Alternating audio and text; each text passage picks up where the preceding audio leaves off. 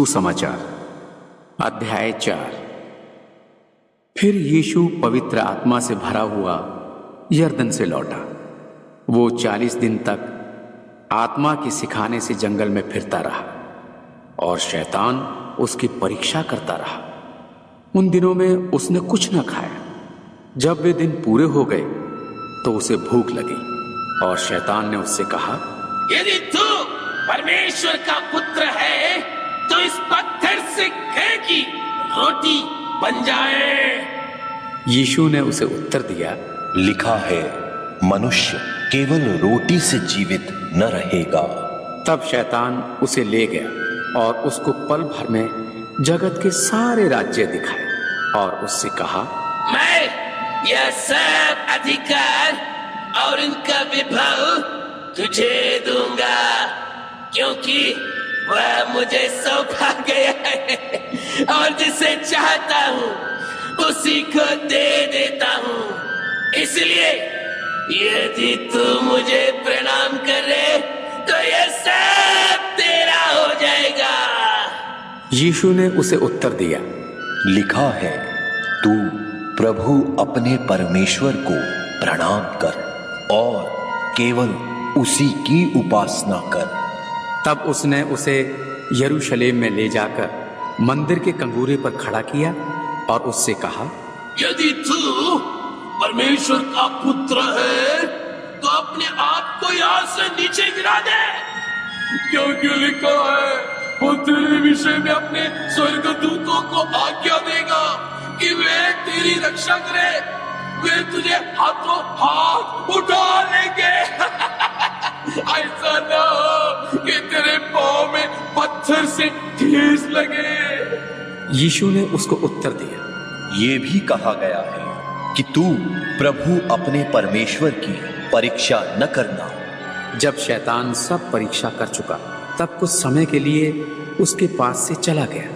फिर यीशु आत्मा की सामर्थ से भरा हुआ गलील को लौटा और उसकी चर्चा आसपास के सारे देश में फैल गई और वो उनके आराधनालयों में उपदेश करता रहा और सब उसकी बड़ाई करते थे।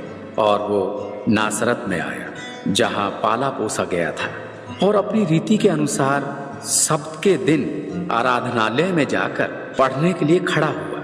यशायाह भविष्यद्वक्ता की पुस्तक उसे दी गई। उसने पुस्तक खोलकर वो जगह निकाली जहाँ ये लिखा था, प्रभु का आत्मा मुझ पर है, इसलिए कि उसने कंगालों को सुसमाचार सुनाने के लिए मेरा अभिषेक किया है और मुझे इसलिए भेजा है कि बंधुओं को छुटकारे का और अंधों को दृष्टि पाने का सुसमाचार प्रचार कर और कुचले हुओं को छुड़ाऊं और प्रभु के प्रसन्न रहने के वर्ष का प्रचार करूं।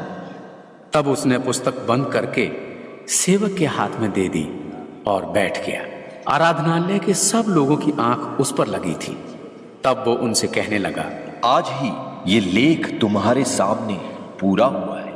और सब ने उसे सराहा और जो अनुग्रह की बातें उसके मुंह से निकलती थी उनसे अचंभा किया और कहने लगे, क्या ये यूसुफ का पुत्र नहीं?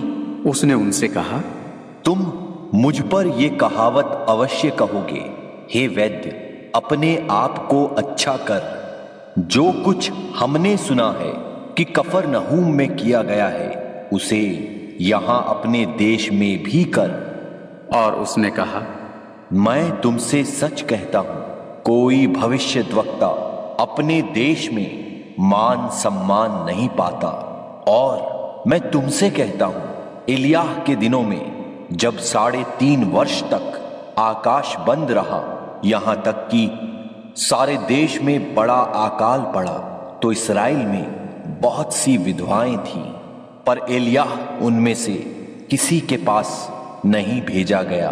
केवल सैदा के सारफत में एक विधवा के पास इलीशा भविष्यद्वक्ता के समय इस्राएल में बहुत से कोढ़ी थे, पर नामान सूर्यानी को छोड़ उनमें से कोई शुद्ध नहीं किया गया। ये बातें सुनते ही जितने आराधनालय में थे सब क्रोध से भर गए। उन्होंने उठकर उसे नगर से बाहर निकाला और जिस पहाड़ पर उनका नगर बसा हुआ था, उसकी चोटी पर वे उसे ले गए कि उसे वहां से नीचे गिरा दें, पर वो उनके बीच में से निकलकर चला गया। फिर वो गलील के कफरनहूम नगर में गया और सब्त के दिन लोगों को उपदेश दे रहा था। वे उसके उपदेश से चकित हो गए, क्योंकि उसका वचन अधिकार सहित था। आराधनालय में एक मनुष्य था जिसमें अशुद्ध आत्मा थी। वो ऊंचे शब्द से चिल्ला उठा, ए यीशु नासरी, हमें तुझसे क्या काम? क्या तू हमें नाश करने आया है? मैं तुझे जानता हूं, तू कौन है? तू परमेश्वर का पवित्र जन है। यीशु ने उसे डांट कर कहा, चुप रह और उसमें से निकल जा। तब दुष्ट आत्मा उसे बीच में पटक कर बिना हानि पहुंचाए उसमें से निकल गई। इस पर सबको अचंभा हुआ और वे आपस में बातें करके कहने लगे, ये कैसा वचन है कि वो अधिकार और सामर्थ्य के साथ अशुद्ध आत्माओं को आज्ञा देता है और वे निकल जाती हैं। सो चारों ओर हर जगह उसकी धूम मच गई। वो आराधनालय में से उठकर शमौन के घर में गया और शमौन की सास को ज्वर चढ़ा हुआ था और उन्होंने उसके लिए उससे विनती की। उसने उसके निकट खड़े होकर ज्वर को डांटा और उस पर से ज्वर उतर गया और वो तुरंत उठकर उनकी सेवा टहल करने लगी। सूरज डूबते समय जिन जिन के यहाँ लोग नाना प्रकार की बीमारियों में पड़े हुए थे, वे सब उन्हें उसके पास ले आए और उसने प्रत्येक पर हाथ रखकर उन्हें चंगा किया। और दुष्ट आत्मा भी चिल्लाती और ये कहती हुई कि तू परमेश्वर का पुत्र है, बहुतों में से निकल गई।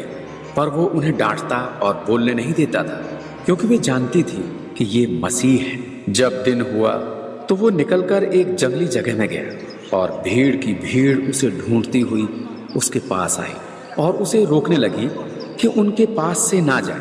परंतु उसने उनसे कहा, मुझे और नगरों में भी परमेश्वर के राज्य का सुसमाचार सुनाना आवश्यक है, क्योंकि मैं इसलिए भेजा गया हूं। और वो गलील के आराधनालयों में प्रचार करता रहा।